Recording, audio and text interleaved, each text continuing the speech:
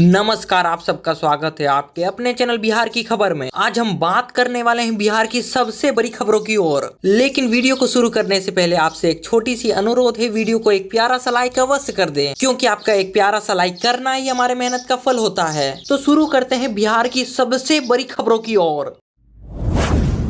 तेजस्वी यादव का अमित शाह पर पलटवार, लालू यादव को गाली देना बन गया है फैशन, राजद ने भी दागे सवाल। केंद्रीय गृह मंत्री अमित शाह द्वारा राजद प्रमुख लालू यादव पर किए गए कटाक्ष को लेकर विधानसभा में नेता प्रतिपक्ष तेजस्वी यादव पलटवार किया। उन्होंने कहा कि शाह का काम बच गया है जुमलेबाजी करना। ये लोग बोलते हैं कि बिहार में विकास किया गया, तो इन्हें ये भी बताना चाहिए बिहार में कहां कहां विकास किया गया है। प्रधानमंत्री नरेंद्र मोदी ने बिहार को पैकेज दिया तो कहां दिया, उनको ये भी बताना चाहिए। तेजस्वी ने कहा कि इन लोगों का काम लालू यादव को गाली देना ही बन गया है। ये तो ऐसा लगता है कि फैशन बन गया है, लेकिन इससे कोई फर्क नहीं पड़ता है। लेकिन तेजस्वी यादव ने सवाल किए, केंद्र सरकार ने विगत 11 वर्षों में गुजरात का विकास किया, लेकिन बिहार का कहां विकास हुआ है। उनसे यहां तक पूछा जाना चाहिए कि गुजरात को विकास कार्यों के लिए कितना धन दिया गया है और उसका तुलना बिहार से किया जाना चाहिए। तेजस्वी यादव ने कहा कि गुजरात में पिछले 11 वर्ष में कितने लाख करोड़ रुपए के उद्योग धंधे स्थापित किए गए, प्रोजेक्ट की स्वीकृति की गई, और गुजरात की तुलना में बिहार को क्या दिया गया है। विगत के 11 वर्षों में केंद्र सरकार ने बिहार में कितनी चीनी मिल शुरू कराई, बाढ़ नियंत्रण, बचाव और राहत के लिए क्या किया है। केंद्र सरकार से सवाल पूछना चाहिए। बिहार को बेरोजगारी, गरीबी, पलायन के गत में क्यों धकेला गया। उन्होंने तो यहाँ तक पूछ दिया कि इनको केवल चुनाव के समय ही बिहार याद आता है। बिहार नीति आयोग के विकास सूचकांक और लक्ष्यों में सबसे फिसड्डी क्यों।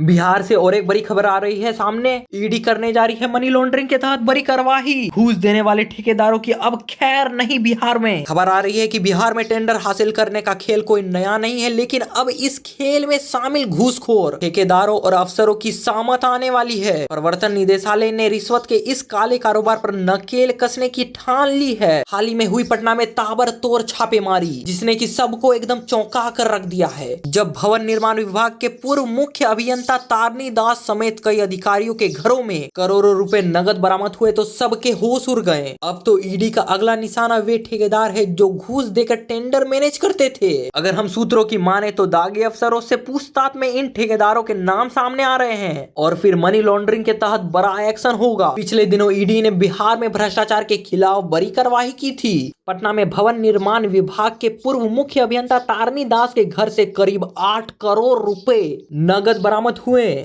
इतना ही नहीं, 7 अन्य अधिकारियों के ठिकानों से कुल मिलाकर 11.64 करोड़ रुपए कैश मिले। वहीं पर जमीन के दस्तावेज और डिजिटल सबूत हाथ लगे। ये रकम इतनी ज्यादा थी कि नोट गिनने के लिए मशीनें मंगवानी पड़ी। सूत्र बताते हैं कि यह पैसा टेंडर और बिल पास करने के लिए बदले में ली गई रिश्वत का हिस्सा था। अब तो ईडी की नजर उन ठेकेदारों पर टिक गई है जो इस गंदे खेल के असली खिलाड़ी हैं।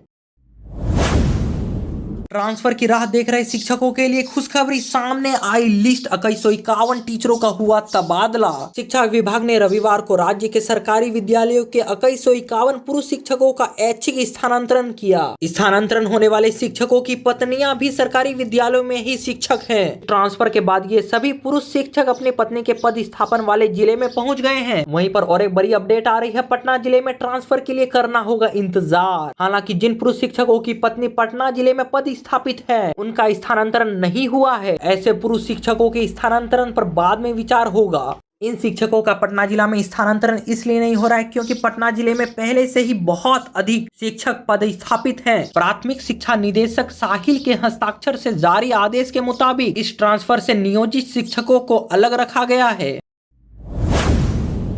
प्रशांत किशोर ईद पर भी सियासत से नहीं चूके। उन्होंने यहां तक कह दिया कि नीतीश कुमार अब बस मुखौटा बनकर रह गए हैं। अमित शाह और कुछ अधिकारी चला रहे हैं सरकार। बिहार में ईद का त्योहार हर्ष और उल्लास के साथ मनाया गया। इस्लाम में आस्था रखने वाले लोगों ने एक दूसरे को गले लगाकर मुबारकबाद दी। इस मौके पर नेताओं ने राजनीति खूब की। किशनगंज में ईद मिलन समारोह में पहुंचे जनसुराग के प्रशांत कुमार ने नीतीश कुमार और अमित शाह पर जुबानी हमला किया। उन्होंने यहाँ तक कह दिया कि अब बिहार में नीतीश कुमार मुखौटा बनकर रह गए हैं। असल सरकार तो अमित शाह और कुछ अधिकारी ही चला रहे हैं। उन्होंने वक्फ बिल को वापस लिए जाने की वकालत की। प्रशांत किशोर किशनगंज में अंजुमन इस्लामिया ईद मिलन कार्यक्रम में शामिल हुए। साथ ही उन्होंने कदम रसूल स्थित मदरसा अजमदीहा ईदगाह में चादर पोशी की और ईद पर समाज में शांति, सद्भाव और एकता तथा लोगों की जीवन में खुशहाली की दुआ मांगी। ईद मिलन कार्यक्रम के बाद प्रशांत किशोर ने मीडिया कर्मियों को संबोधित किया कि पिछले कुछ सालों में नीतीश कुमार का इकबाल खत्म हो गया है।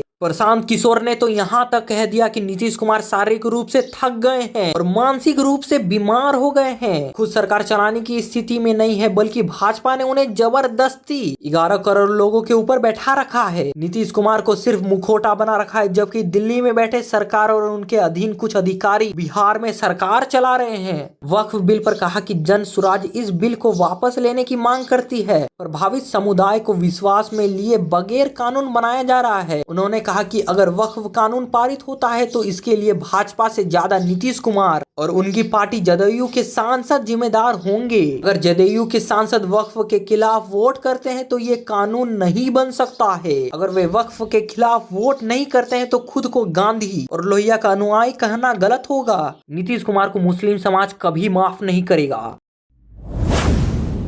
नरेंद्र मोदी के बिहार दौरे पर एनडीए में जोश आई। लल्लन सिंह सम्राट चौधरी साथ पहुंचे मधुबनी। प्रधानमंत्री नरेंद्र मोदी के अप्रैल को संभावित मधुबनी दौरे की तैयारी को लेकर सोमवार को उप मुख्यमंत्री सम्राट चौधरी और केंद्रीय मंत्री लल्लन सिंह ने अधिकारियों के साथ चर्चा की। प्रधानमंत्री के कार्यक्रम को लेकर सुरक्षा और व्यवस्थाओं की समीक्षा की गई। इस दौरान एनडीए की एकता की झलक दिखी, जिसमें कि पीएम की सभा में अधिकतम लोगों की भागीदारी सुनिश्चित करने की राजनीति पर चर्चा की गई। बिहार विधानसभा चुनाव को लेकर एनडीए मिशन 225 अभियान शुरू हो गया है। शनिवार को गृह मंत्री अमित शाह पटना पहुंचे और रविवार को गोपालगंज से चुनावी शंखनाद किया। उन्होंने बिहार को करोड़ों की सौगात दी तो लालू प्रसाद और उनकी पार्टी पर जोरदार हमला किया। उसके बाद पीएम नरेंद्र मोदी मधुबनी आ रहे हैं, जहां कार्यकर्ताओं को जीत का मंत्र देंगे और आम लोगों से संवाद करेंगे। इससे पहले नरेंद्र मोदी की भागलपुर में जनसभा हुई थी, जहां से देश भर के किसानों के खाते में किसान सम्मान निधि की करोड़ों की राशि भेजी गई थी।